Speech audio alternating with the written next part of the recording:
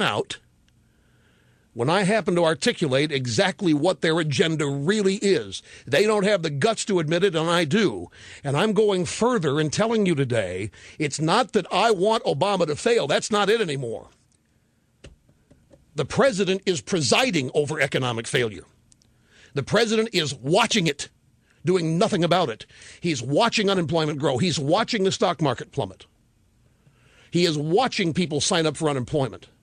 The President of the United States is doing nothing to stop the downward spiral of this economy.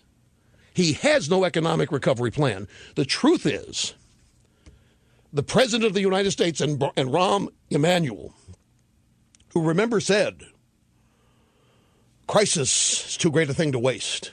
What does that mean?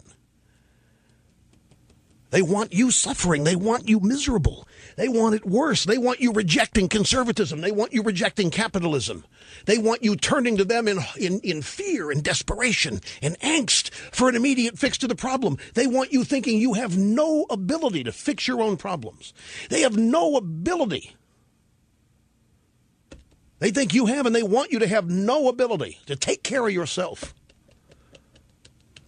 So as the stock market now approaches minus 2,800 since Obama was elected, the statement today is to speed up the economic recovery, we're going to focus on health care. Ask yourself how that is going to get you your next job.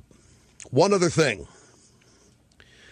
Mr. Steele, if you want to lead the Republican Party, as you say you do, then you need to run for and win the presidency. You are chairman of the Republican National Committee. That is your job, to run the Republican establishment bureaucracy and prove you can defeat Democrats and elect Republicans, to come up with a new primary system that eliminates Democrats participating in ours and choosing our candidates and getting the grassroots revved up again. This is how you're going to be measured, not by how entertaining or cute you are on talk shows. By the same token, I'm not in charge of the Republican Party, and I don't want to be. I would be embarrassed to say that I'm in charge of the Republican Party in a sad sack state that it's in. If I were chairman of the Republican Party, given the state that it's in, I would quit. I might get out the harikari knife because I would have presided over a failure that is embarrassing to the Republicans and conservatives who have supported it and invested in it all these years. I certainly couldn't say I am proud of the Republican Party. It's I am leading the Republican Party. Right now, the Republican Party needs to be led. And it will be. The next Republican president is going to be the head of the party. Last time I checked, I don't think Mr. Steele is running. And finally, Mr. Steele. We do like to entertain people here. The audience is very smart, sir.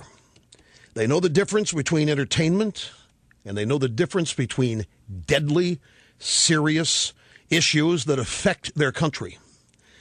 Don't underestimate the intelligence of this audience or Republicans and conservatives generally. The biggest problem with all of you who live inside the Beltway is you look out over America and you think you see idiocy and unsophisticated people, ignorant people. And when you're looking at liberal Democrats, largely you're correct. But your own voters are every bit as informed, involved, engaged, and caring, if not more so, than you are. We don't care, first and foremost, about the success of the Republican Party. We care about the United States of America and its future, because we cherish it and love it, and we know what it is that made it the greatest nation on earth, and we don't hear you articulating that you understand that. Not you, not just you, Mr. Steele, but hardly anybody else in Washington, D.C. So send those fundraising requests out. And by the way, when you send those fundraising requests out, Mr. Steele, make sure you say, we want Obama to succeed. So people understand your compassion. Republicans and conservatives are sick and tired of being talked down to. They're sick and tired of being lectured to. And until you show some understanding and respect for who they are, you're going to have a tough time rebuilding your party.